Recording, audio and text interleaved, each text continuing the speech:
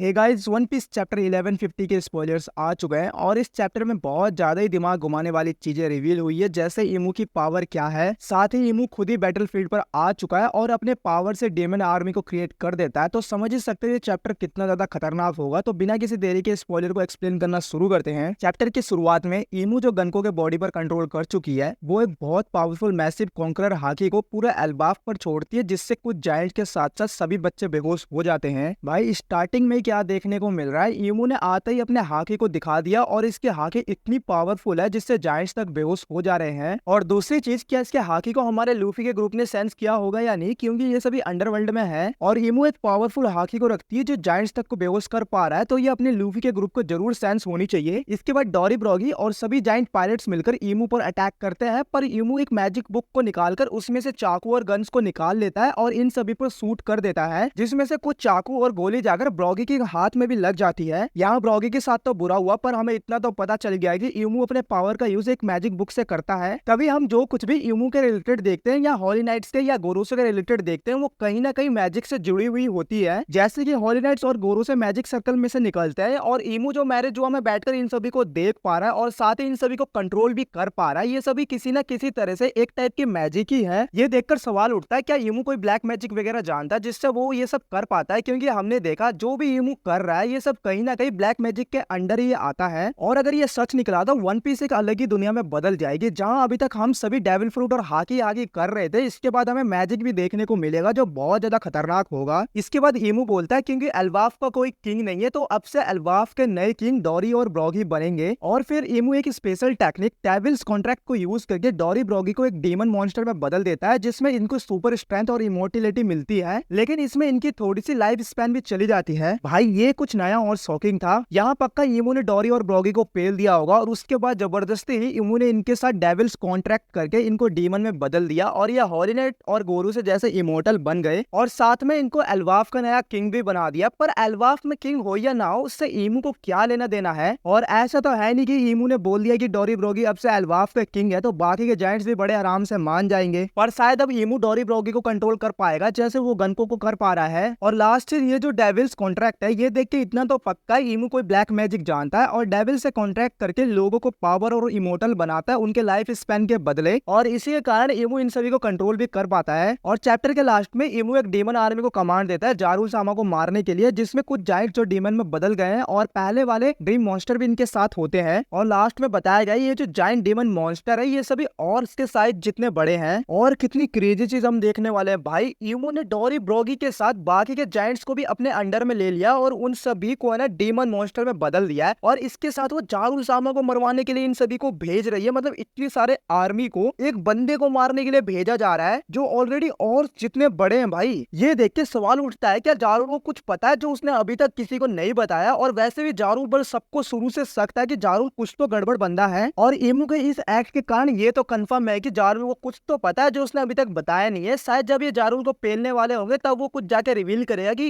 Elbaf की dark reality क्या है जो किसी को पता नहीं है। और शायद अपना लोकी भी यहाँ इनोसेंट निकले। तो देखते हैं भाई क्या होता है, क्योंकि एल्बाफ की तो लगने वाली है, क्योंकि ये जो डीमन मॉन्स्टर्स है ये और जितने बड़े हैं और इनके सामने जो अपने नॉर्मल जायंट्स है वो तो बच्चे जितने लगेंगे। और अब मैं बस ये देखना चाहता हूँ कि अपने स्ट्रॉयड्स इन सभी से कैसे निपटेंगे, क्योंकि लूफी के अलावा इनके क्रू में कोई है ही नहीं जो इनसे फाइट कर पाए। और अब तो ये सब इमोर्टल भी है तो और ज्यादा दिक्कत होने वाली है। और बाकी चीजें तो चैप्टर आने के बाद ही देखते हैं और इस वीडियो को यहीं पर खत्म करते हैं। तो आज के वीडियो के लिए बस इतना ही, मिलते हैं नेक्स्ट वीडियो में। अगर आपको वीडियो पसंद आई होगी तो प्लीज वीडियो को लाइक करना, शेयर करना, साथ में चैनल को सब्सक्राइब कर देना। Thank you guys.